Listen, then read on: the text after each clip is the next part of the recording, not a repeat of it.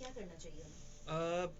असल में जितने भी पेशेंट्स क्वेश्चन करते हैं तो पहले तो मैं ये कहूँगा कि वो थोड़ी सी डिटेल बता दिया करें अपनी कि उनकी कंडीशन फिजिकली क्या है, कि स्वेलिंग वगैरह तो नहीं, क्योंकि अगर मुझे जो इनका केस लग रहा है वो जैसे टांगों में कड़ाहट कह रहे हैं, तो इट कुड बी ऑस्टियोआर्थराइटिस और क्रॉनिक हो सकता है। तो अब ये है कि इसमें कुर्सी पे बैठ के नमाज़ पढ़ना जो है ये सबसे पहला ही इसका वो है कि बचने के लिए पेन से क्या करते हैं कि कुर्सी पे बैठ के नमाज़ पढ़ते हैं, क्योंकि फोल्ड नहीं होता, रेंज ऑफ मोशन कंप्लीट नहीं होती, जॉइंट स्पेस इतनी कम हो चुकी होती है।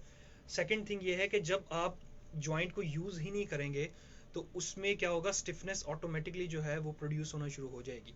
ठीक है, अब इसको रिमूव करने का तरीका सबसे पहले ये है कि आप अपनी जो है वो एक्सरसाइज शुरू करें। इसमें सबसे अच्छी एक्सरसाइज ये है कि आप प्रोन लेट के यानी कि उल्टा लेट के अपने नीज़ को बेंड करें, 10 to 15 टाइम्स जो है वो रिपीटिशंस दें, और 2 से 3 सेट जो है वो दिन में लगाएं आप, ठीक है, अलग अलग टाइमिंग से। सुबह में कर लें तो ज़्यादा अच्छा है, और रात में सोने से पहले कर लें तो वो भी अच्छा है। इसके साथ साथ आप अगर स्वेलिंग है तो ये आइसिंग कर सकते हैं। आइसिंग डेफिनेटली गुड रिजल्ट देती है। और दूसरा ये कोई अच्छी एनसिड, अगर हार्ट पेशेंट या ब्लड प्रेशर का इशू नहीं है, शुगर का, तो कोई अच्छी एनर्जेसिक क्रीम से जो है वो मसाज भी कर सकते हैं, या निब्रोल फोर्ट वगैरह या टेबलेट इस तरह की भी खा सकते हैं सिंपल। इसके अलावा अगर फिर भी इनका पेन मैनेज नहीं होता तो फिर ये किसी प्रॉपर फिजियोथेरेपिस्ट से, ऑर्थोपेडिक से कंसल्ट करें, ताकि इनके एक्सरेज हों और इनको पता चले कि इनको वाकई और ऑस्टियोआर्थराइटिस है या कोई और जॉइंट का डिसऑर्डर है इनको। सही, बिल्कुल सही। अच्छा डॉक्टर साहब, एक चीज़ मुझे बताएं कि क्या जो हैमस्ट्रिंग होते हैं या हम्म स्ट्रेचेस होते हैं, हम्म इस तरह की एक्सरसाइजेस क्या इस किस्म के जॉइंट पेन्स में अगर की जाए तो क्या वो फ़ायदा देती हैं, फ्रूटफुल होती हैं? बिल्कुल। देखें, जितने भी मसल्स हैं हमारे, खासतौर पे ग्रुप ग्रुप जो है मसल्स के, हैमस्ट्रिंग हो गए, क्वाड्स हो गए, काफ्स हो गए, इनमें सबसे ज़्यादा फ़ायदा ये होता है कि आपने जॉइंट से तक पहुंचने से पहले पहले ही आपने उसको क्लियर कर लेना है। वो कैसे करना है कि आप जब स्ट्रेचिंग करते हैं अपने मसल्स की, ग्रुप मसल्स जो हैं उनकी, तो उसमें सबसे बड़ा फ़ायदा ये होता है कि आपकी ब्लड फ्लो जो है टुवर्ड्स दैट एरिया वो इंक्रीज़ हो जाता है। अच्छा। तो जब ब्लड फ्लो इंक्रीज़ होगा तो वो वहां तक मामला पहुंचने ही नहीं देगा, जैसे शेल्टर का काम करता है ना कोई भी। अच्छा, ठीक तो है। इस तरह वो शेल्टर का काम करता है। आप अगर अपने मसल्स को हेल्दी रखेंगे और उनको स्ट्रेच करते रहेंगे, उनमें कोई स्टिफनेस या कोई ट्रिगर नहीं बनने देंगे, तो डेफिनेटली जॉइंट तक मामला पहुंचेगा ही नहीं। ठीक है। जॉइंट तक तो तब पहुंचता है जब आप मसल्स को ही अपने केयरफुल नहीं रहे। मसल्स के मामले में आपने उनको बिल्कुल छोड़ा हुआ है, कोई एक्सरसाइज नहीं है, तो आहिस्ता आहिस्ता इम्पैक्ट जाके फिर वो जाके एंड पे जॉइंट पे पड़ता है। जैसे कोई भी चोट लगती है या कोई बंदा बाइक से एक्सीडेंट होता है या कोई ट्रॉमा हो जाता है, तो हड्डी उसकी तभी टूटती है जब बहुत ज़्यादा मेजर एक्सीडेंट होगा। हल्के एक्सीडेंट से हड्डी नहीं टूटती, क्योंकि ठीक है। हड्डी जो है वो इतनी ज़्यादा मजबूत होती है कि वो आम चीज़ से टूट नहीं जाती कि हल्का सा गिरा हड्डी टूट गई। हाँ, वो ऑस्टियोपोरोसिस का केस हो या वो एक अलग चीज़ है, आफ्टर मेनोपॉज जो होता है, लेकिन ऐसे इतना आसान नहीं है कि वो उसकी हड्डी जो है वो टूट जाए। इसी तरह ये है कि ये हड्डी तक मामला तभी पहुंचता है जब वो वीक हो। तो कोशिश करें कि अपनी जो जनरल स्ट्रेचिंग है बॉडी की वो डेली जो उसमें करते रहें लाजमी। ओके डॉक्टर साहब, ऑर्थोपेडिक और न्यूरोलॉजिकल रिहैबिलिटेशन को थोड़ा सा डिफाइन कर दीजिए। देखें, ऑर्थोपेडिक रिहैबिलिटेशन बेसिकली क्या होती है कि कोई भी जॉइंट है वो रिप्लेस हुआ है, यानी कि टीकेआर हुआ है जिसको टोटल नी रिप्लेसमेंट बोलते हैं, या टीएचआर हुआ है टोटल हिप रिप्लेसमेंट, या पार्शियल हिप रिप्लेसमेंट, या पार्शियल नी रिप्लेसमेंट हुआ है। तो इन सब के बाद एक रिहैबिलिटेशन होती है, ठीक है। या फ्रैक्चर हुआ है, नॉर्मल एक फ्रैक्चर हुआ है, उसको नेल्स डले हैं अंदर, फिक्सेटर्स डले हैं, या उसको जो है वो पीओपी लगा है तो 3 महीने बाद उतरना है या 2 महीने बाद उतरना है, तो फिर उसकी ऑर्थोपेडिक रिहैबिलिटेशन स्टार्ट होगी। यानी कि हमने उसकी रेंज को कंप्लीट करने की कोशिश करनी है, जो उसकी पहले रेंज थी उस नॉर्मल रेंज पे हमने उसको लेके आना है, ठीक है। ये है ऑर्थोपेडिक रिहैबिलिटेशन। जो न्यूरो रिहैबिलिटेशन है उसमें ये होता है कि मिसाल के तौर पे किसी को फालिज हो गया या लकवा हो गया, जिसको बेल्स पैल्सी बोलते हैं या फेशियल पैल्सी बोलते हैं, ये हो गया, तो इसका ट्रीटमेंट जो हम करेंगे, ठीक है, अकॉर्डिंग टू न्यू टेक्निक्स या फिजिकली जो भी, या स्टिमुलेशंस के ज़रिए या मोडेलिटीज़ के ज़रिए या दूसरी चीज़ों के ज़रिए, जो भी हमारी लेटेस्ट टेक्निक उनके ज़रिए, वो एक्सरसाइजेज उसमें शामिल होती हैं, ठीक है। और बहुत सी एक टेक्निक्स होती हैं, क्योंकि ये एक पूरा एक अलग डिपार्टमेंट है ऑर्थोपेडिक और न्यूरो। लेकिन इसमें सिंपल सिंपल यही होता है कि आप मेजर मेजर चीज़ें रखते हैं कि ऑर्थो न्यूरो जो है इसमें आपके नसों से रिलेटेड जितने भी केसेस होते हैं या ब्रेन से रिलेटेड होते हैं, उनकी रिहैबिलिटेशन, उनको दोबारा उस ज़िंदगी में वापस लाना।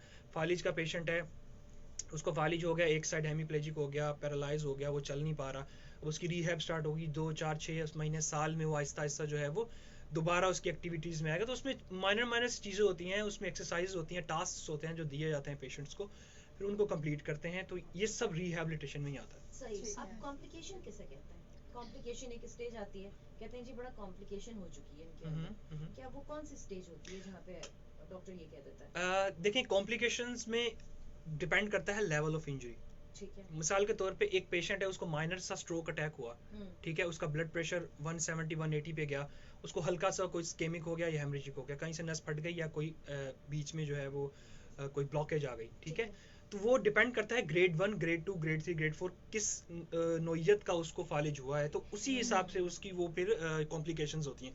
सेकंड चीज़ ये होती है कि पेशेंट ने अगर डिले कर दिया, मिसाल के तौर पर उसको डॉक्टर ने कहा कि आपने मेडिकेशंस प्रॉपर लेनी है, मेडिसिन आपने फिजियोथेरेपी प्रॉपर करनी है, रिहैबिलिटेशन प्रॉपर करवानी है, आपने ऑक्यूपेशनल थेरेपिस्ट के पास प्रॉपर जाना है, फिजियोथेरेपी, तो वो अगर उसको नहीं कर रहा, 4-5 महीने वो बेड पे लेटा रहा है, तो उसकी स्टिफनेस इतनी शदीद हो गई तो उसके चांसेस बहुत ज़्यादा कम हो जाते हैं बनिस्बत इसके कि 2-3 महीने में वो ठीक हो जाए पहले। फिर इतना लंबा प्रोसेस एग्जैक्टली ऐसा ही, क्योंकि वो फिर क्या होता है कि स्टिफनेस स्टेज में जाना, स्पास्टिक स्टेज में जाना शुरू हो जाता है ना, टाइम गुजर जाता है ज़्यादा उस चीज़ को, मसल्स डेड होना शुरू हो जाते हैं। ठीक है। तो ये चीज़ें सबसे ज़्यादा इम्पोर्टेंट हैं कि आप किस तरह से अपने आप को कैरी करते हैं, अपने आप को अपना ख्याल रखते हैं। अच्छा, लास्ट में डॉक्टर साहब ये मुझे बताएं कि अपने आप को कुछ प्रिवेंटिव मेजर्स भी होते हैं हर इंसान के, तो जो इस वक्त हमारे सुनने वाले सुन रहे हैं उनको बताएं कि किस तरह आप जॉइंट्स पेन से या इस किस्म के प्रॉब्लम से बच सकते हैं। देखिए इसका सबसे बेहतरीन हल ये है कि आप अपनी ज़िंदगी के अंदर एक्सरसाइज को शामिल करें, चाहे आप जॉइंट पेन के पेशेंट हैं या नहीं हैं।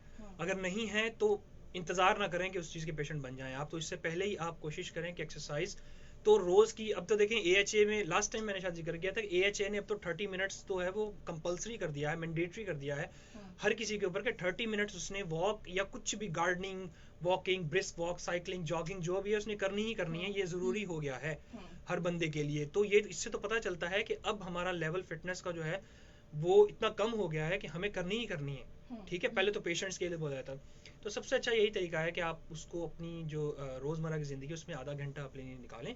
और सेकंड चीज़ ये कि डाइट का बहुत ज़्यादा ख्याल रखें, उसमें सॉफ्ट ड्रिंक्स हैं, उसके अलावा जो है चाय है, कॉफ़ी है, इस चीज़ से थोड़ा परहेज़ करें। अगर चाय पीनी भी है तो कोशिश करें कि फ़र्स्ट टाइम मीठा ले लें, अगर पेशेंट नहीं है आप तब भी, तो उसके बाद जितनी पीने की कोशिश करेंगे फीकी पीने की कोशिश करें। हाँ पी सकते हैं, फीकी पी लें, फीकी आप पी लें, क्योंकि देखें मीठा जो है ना वो खास तौर पे लिक्विड, हाँ